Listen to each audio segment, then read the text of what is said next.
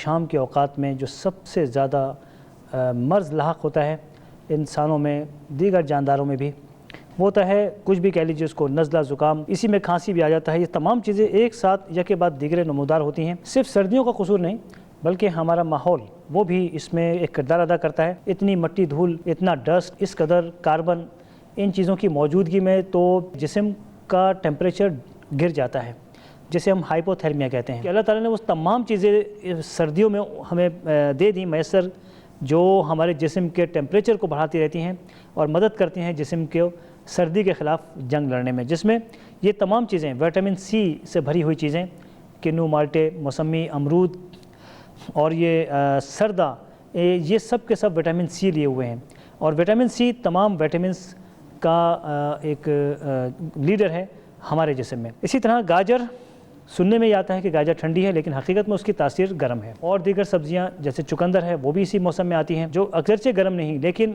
جسم کو مدد کرتی ہیں ٹیمپریچر مینٹین رکھنے میں۔ حدیث مبارکہ ہے جس کا مفہوم ہے کہ صبح جب جاگ جائیں اور وضو کریں سب سے پہلے تو ناک میں پانی ڈال کر 3 مرتبہ جب پانی ڈالنا ہے، تینوں مرتبہ پانی ڈالنے کے بعد چھینکنے کے انداز میں پانی کو باہر نکالنا ہے۔ یہ بچا رہا ہے ہمیں انفیکشن سے، جراثیمی انفیکشن سے بچا رہا ہے، کیونکہ سردیوں کے زیادہ تر امراض ناک کے ذریعے سے جسم میں داخل ہوتے ہیں۔ کیا چیز استعمال کی جائے جو نزلہ، زکام، کھانسی اور جو بھی ENT ٹریک کے ذریعے سردیوں کے امراض پیدا ہوتے ہیں؟ 1 ٹی اسپون، 1 چائے کا چمچہ یعنی 5 گرام کلونجی کٹی ہوئی، اور 100 ملی لیٹر زیتون کا تیل، اسے بوائل کیجئے کلونجی کو زیتون کے تیل میں تقریباً 7 منٹ تک ہلکی آنچ پر اس کو پکنے دیجئے۔ اس کے بعد اسے فلٹر کیجئے، فلٹر کر کے جب یہ ٹھنڈا ہو جائے کسی ڈراپر میں ڈال دیجئے، اور اس ڈراپر کے ذریعے رات سوتے وقت 2 قطرے دونوں ناک کے حصوں میں ڈالے جائیں۔ یہ چیز کافی ہے آپ کے پورے ENT ٹریک کو صاف ستھرا کرنے کے لیے، انفیکشن سے بچانے کے لیے۔